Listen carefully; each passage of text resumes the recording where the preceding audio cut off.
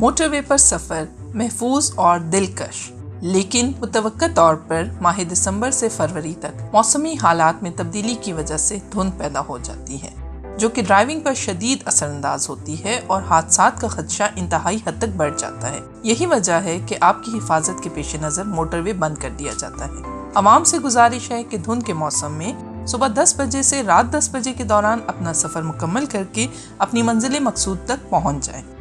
رات کے اوقات میں سفر کرنے سے گریز کریں تاکہ دوران سفر موٹر وے بند ہونے کی صورت میں مشکلات کا سامنا نہ کرنا پڑے۔ گاڑی میں فاگ لائٹس کا استعمال کریں، وائپر درست حالت میں ہوں، گاڑیوں کے درمیان مناسب فاصلہ عام حالات سے زیادہ ہو، اور دھند کے دوران ہائی بیم کا ہرگز استعمال نہ کریں۔